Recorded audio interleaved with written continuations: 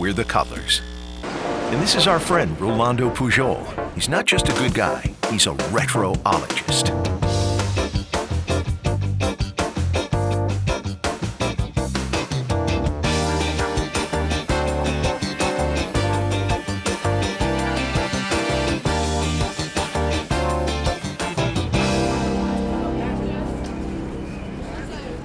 So this is the Superman globe. We're actually in the Daily Planet here. This is the New York Daily News building, and that was the basis for the newspaper where Clark Kent works. This has not been touched since the 1960s, so you can see colonial Africa, you can see Eastern Europe when it was still under Soviet domination. It's landmarked, so they'll never be able to touch it again. A desk globe weighs 4 pounds. This famous one weighs 4,000. When first installed, it turned in the wrong direction. That was quickly fixed. It rotates 144 times faster than the Earth, completing a rotation in 10 minutes. Right behind me is a little weather center, beautiful brass display. And there's Christopher Reeve and Margot Kidder standing right by that weather station, looking exactly the same way it does now. They were filming some scenes out on the sidewalk right outside of the news building, July 1977, on a warm, balmy night, and they went to plug in some lights. And when they did that, suddenly all the power around them went out, and they figured they'd done something wrong. Like, oh, something has gone wrong here.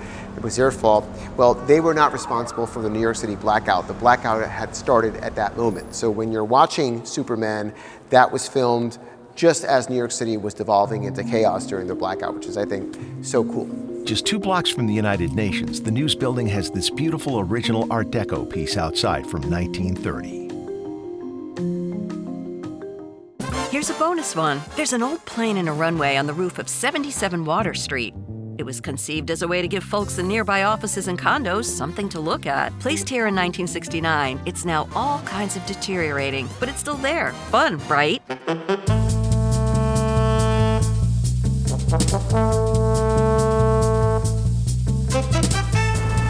September 1920. Yeah. This is the site of a terrorist attack. Very early terrorist attack. Correct. Where a guy brought a horse-drawn cart, Yep. right? Yep. And he had one on it. Dynamite, but then he also had a cast iron weights to basically inflict maximum damage. 500 pounds of little tiny cast iron weights Yeah. that would go all over the place. Everywhere.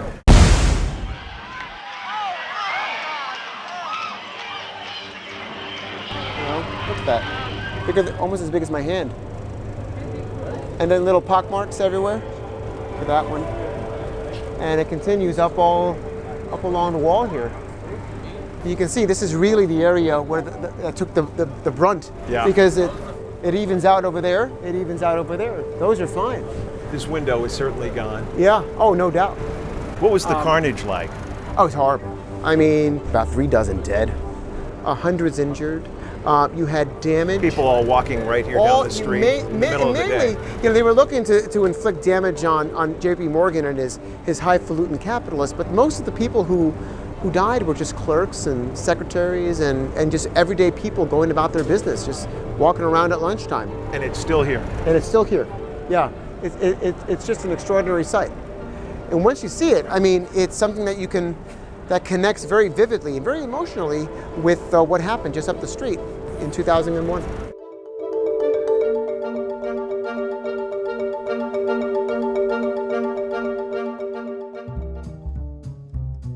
The war on statues is a thing right now, but it dates back pretty far in American history. The next stop is Bowling Green. I don't think I've ever even knew there was a Bowling Green here. Well, there it is, but you know, Yep. Nobody stops to read the signs. The park was leased in 1734 for the use as a bowling green at a rental of 1 peppercorn. A peppercorn. A peppercorn. 1 peppercorn. 1 peppercorn. So peppercorns must have been quite the thing back in the guess so. day. If you had a peppercorn, you were doing okay. Yeah, Bowling Green, we are at the southern tip of Manhattan. Right beyond, you got New York Harbor, Hudson River. This is it, Lower Manhattan. So the most historic part of New York, the Dutch settlement began right here. And then we have this fence. This fence was installed in order to protect a statue that used to be smack dab in the middle of this park that honored King George III. It also became the subject of a lot of controversy that this statue of King George on a horse, because America was slowly but surely agitating toward eventually separating from England. This exact fence is erected to in part to protect that statue. This is the oldest fence in New York. July 9th, 1776. We had declared independence from England, you know, and the Revolutionary War is underway. Near City Hall, the Declaration of Independence is read. There's a group of patriotic rabble-rousers, the Sons of Liberty. They are just ready to go to start a revolution. So they run down here and they take down that statue of King George III. It's made of lead. It is believed that it is sent, eventually ends up in Connecticut, where it is melted down into basically bullets. It is said are used against the Redcoats. There's actually parts of that statue that still exist. A guy found the arm of the statue while digging in his garden in Connecticut. What kind of price do you think the Skinner Company got for the auction? The arm sold for $207,000. And the actual horse's tail part of the statue still exists. I saw it at the New York Historical Society. The Sons of Liberty, when they came down here that day, that July day, they hacked off these crowns that were atop these posts right here, these finials, representing England, representing King George.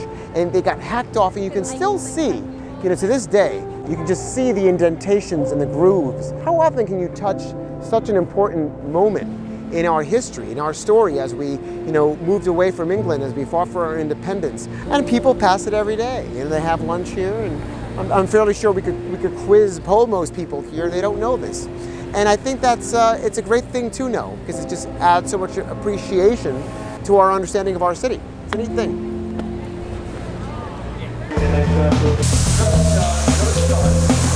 So just now, as we were going by, you know, there were some people who stopped here, and they were like, what in the world is this thing? You noticed that? They were like, what in the world? So what in the world is this thing? Imagine, Rolando, that you own a 5-story apartment building and you love it, and the city comes to you and says, we need to take it away. Eminent domain. You own this little piece of land and you build an apartment building on it. But then soon in the paper you read that 11 blocks have to be ripped up by the city. See, your house has to go so they can extend 7th Avenue through the neighborhood. So they take away his apartment building. This is around 1910. Yeah. And they make a mistake. When they took his land, the city measured wrong and forgot to take this little 2-foot triangle of the lot, which left it as his very tiny piece of private property.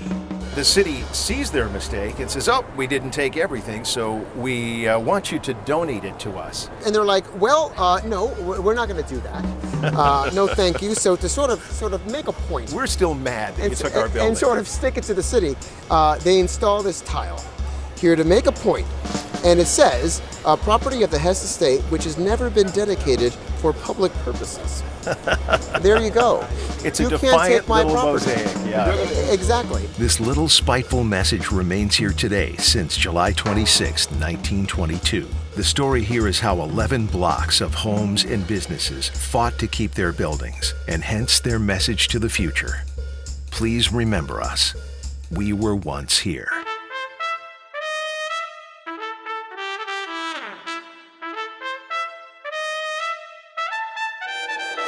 Aren't these also these glacial erratics? Yes. I mean, to think that these were just left here by a glacier. Terminal moraines. Terminal moraines, which is all that Long Island is. Oh, that's right, exactly. Yeah, Long exactly. Island is 2. That's why there's 2 forks. The North Fork and the South. And Ronkonkoma is a kettle hole. That's exactly right. You know. See, someone else knows this stuff. It's not a lake. You can't really do it's this a at kettle parties. hole. I love geology. Rolando thinks he's got a lead. It's all but impossible. There it is. You found it? Aha! There it is. There she is. You know what I love about it is that it's just there. It's just there's no plaque. No. There's no information. Sort of symbolizes our entire street grid upon which all of our skyscrapers rose and all of our homes rose, and the vitality and the way that we think of New York and New York looks and feels. In the old days, most of Manhattan was all the way down. Downtown, way downtown. Right? Yeah. There was a surveyor in 1808 named Randal who was given the daunting task of mapping out all the streets and the avenues, the intersections for all of Manhattan. He had to survey 1,500 intersections. Mr. Randal going around these farms up here in the woods in an area of Manhattan that people probably joked would never get developed because it's way up there in the boondocks. Who's going to want to develop that far north? Once they saw that he was doing this, they hated him because they didn't want streets coming up here into their farms. Right. He stuck with it. Wherever he came to a place that he could put a stone marker, he put. But any precise place where there was a rock, he drove a bolt in. A while ago, the city thought, wow, I wonder if any of them still exist. Everything's covered with cement. What could possibly be around? But there are the intersections in Central Park that were never built. This was one of those planned intersections never built because of Central Park. His original map of farms is mind-blowing. Mostly he had no trouble putting a monument in the dirt. Monument, monument, monument. But over here there was no place to put it because of that big piece of granite. So here, right on his map, is our bolt. Before Central Park, this was the Sarah Seaman farm. And as a New Yorker, it's hard for me to think of Times Square as once being farms. But that's what this whole area was. Here's where the ball would someday drop. The streets are just penciled in. The New Year's crowds today stand on what was the John L. Norton farm. John Astor's farm, Arthur Kindler's farm with a little lake that's no longer there, and Isaac Wright. Yeah, 300 years later, it's pretty much the same. Yeah. And this is here miraculously only because of the wonder that is Central Park.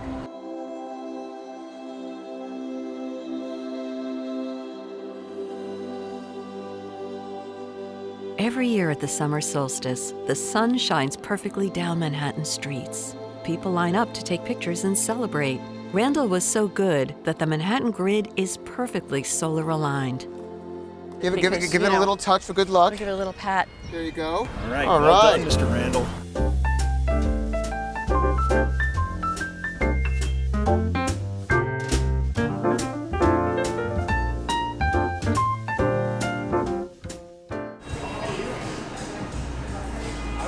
So if you look up there, that's a leftover from when this was a movie theater.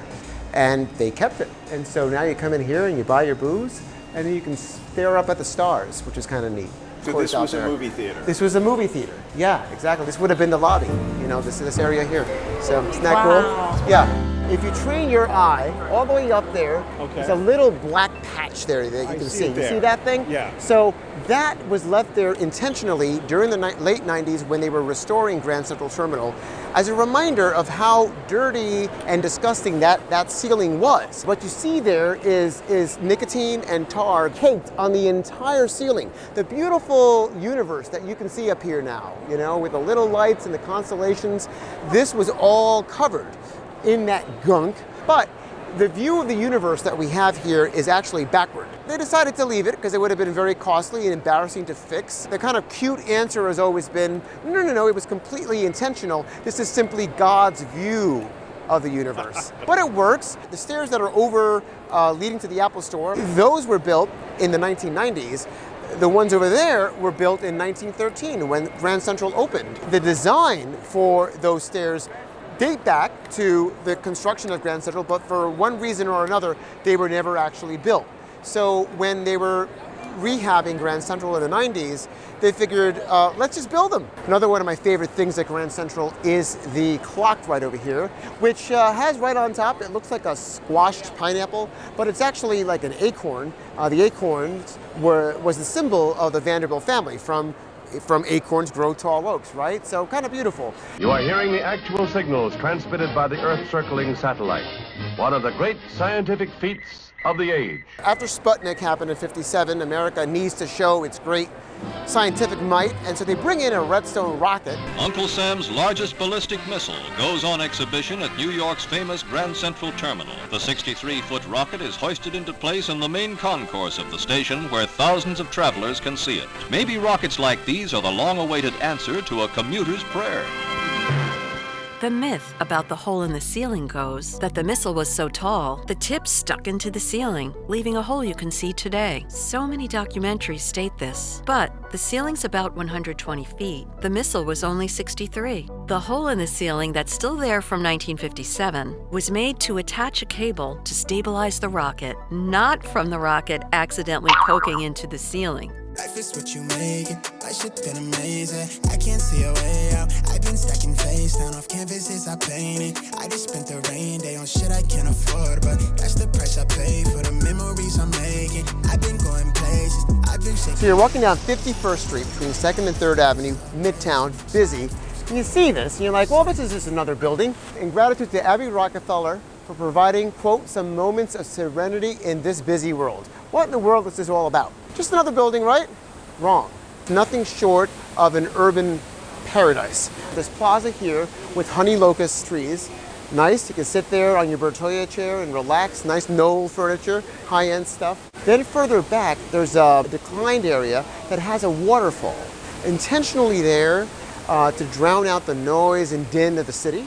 And it's connected to a stream that continues here along the side. And if the waterfall is not your speed, or if the plaza is not your speed, you can go up to this elevated area that has a trellis, and the trellis has heat lamps so that you can sit there on a cold, chilly day.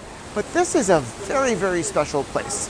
Abby Rockefeller, with that money, and more importantly with that vision and that desire to give something back. She was one of the daughters of John D. Rockefeller Jr., Nelson and David's sister. Her vision was to create a place like this that would endure. Indeed, she died in 1976, but her name is still spoken of in august terms. We're grateful to her because she left us this gift. It's special and rare and just frankly beautiful.